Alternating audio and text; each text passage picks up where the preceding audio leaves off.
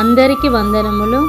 ఈ దినపు పరలోకపు మన్నా సంఖ్యాకాండము 13వ అధ్యాయం 1వ వచనం నుండి 33వ వచనం వరకు చూసినట్లయితే, యెహోవా మోషేకు ఈలాగున సెలవిచ్చెను, నేను ఇశ్రాయేలీయులకు ఇచ్చుచున్న కనాను దేశమును సంచరించి చూచుటకు నీవు మనుషులను పంపము.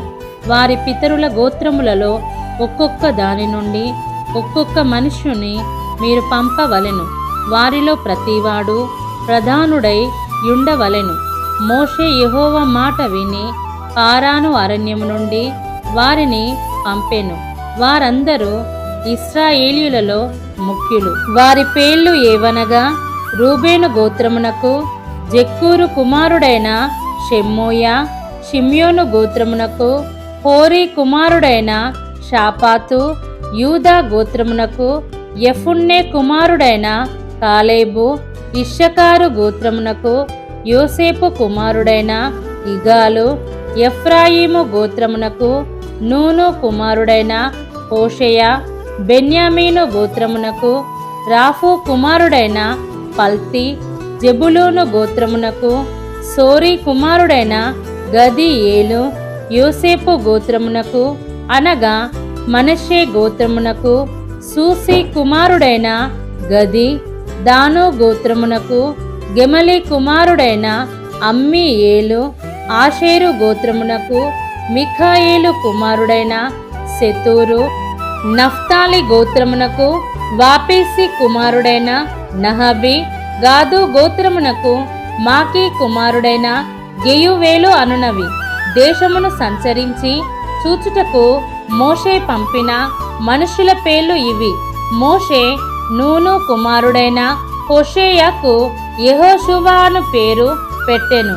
మోషే కనాను దేశమును సంచరించి చూచుటకు వారిని పంపినప్పుడు వారితో ఇట్లనెను, మీరు ధైర్యము తెచ్చుకొని దాని దక్షిణ దిక్కున ప్రవేశించి ఆ కొండ ఎక్కి ఆ దేశము ఎట్టిదో, దానిలో నివసించు జనము బలము గలదో బలము లేనిదో, కొంచెమైనదో విస్తారమైనదో, వారు నివసించు భూమి ఎట్టిదో అది మంచిదో చెడ్డదో, వారు నివసించు పట్టణములు ఎట్టివో వారు గుడారములలో నివసించుదురో కోటలలో నివసించుదురో, భూమి సారమైనదో నిస్సారమైనదో, దానిలో చెట్లున్నవో లేవో కనిపెట్టవలెను.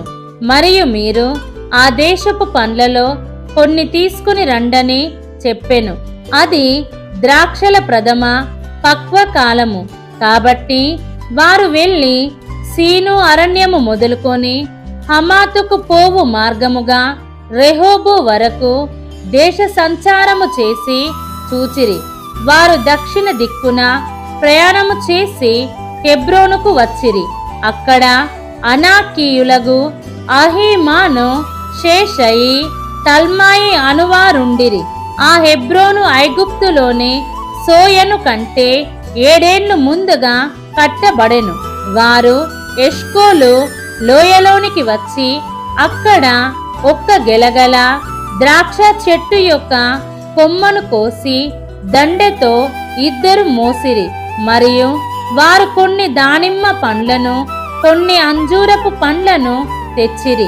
ఇశ్రాయేలీయులు అక్కడ కోసిన ద్రాక్ష గెలను బట్టి ఆ స్థలమునకు ఎష్కోలు లోయ అను పేరు పెట్టబడెను.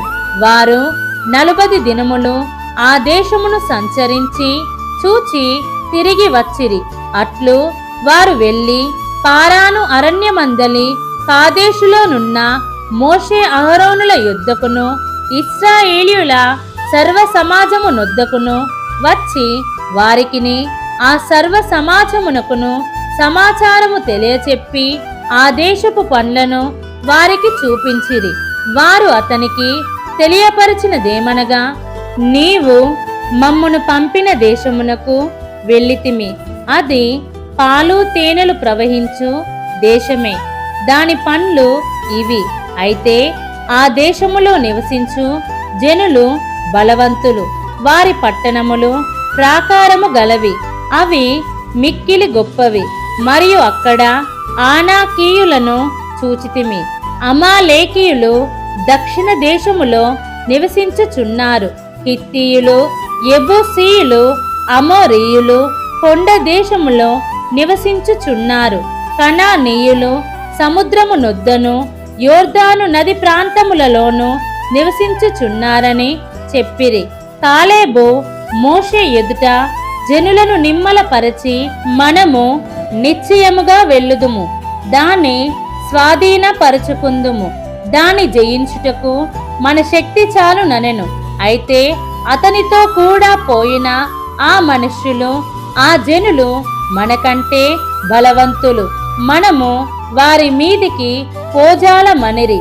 మరియు వారు తాము సంచరించి చూచిన దేశమును గూర్చి ఇశ్రాయేలీయులతో చెడ్డ సమాచారము చెప్పి, మేము సంచరించి చూచిన దేశము తన నివాసులను భక్షించు దేశము, దానిలో మాకు కనబడిన జనులందరూ ఉన్నత దేహులు, అక్కడ నెఫీలీయుల సంబంధులైన అనాకు వంశపు నెఫీలీయులను చూచితిమి. మా దృష్టికి మేము మిడతల వలె ఉంటిమి, వారి దృష్టికిని అట్లే ఉంటిమనిరి. దీన్ని మనం అర్థం చేసుకున్నట్లయితే ఈ అధ్యాయంలో కాదేశు అనేది ఇశ్రాయేలీయుల అవిశ్వాసానికి ప్రతీక అని తెలుపడం జరిగింది.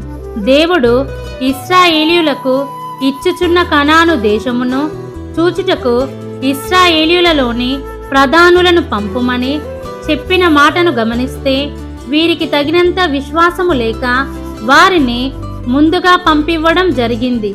మరియు హోషేయాకు యెహోషువ అని పేరు ఉంది. పాలు తేనెలు ప్రవహించు దేశము అనగా పాలస్తీనా దేశము.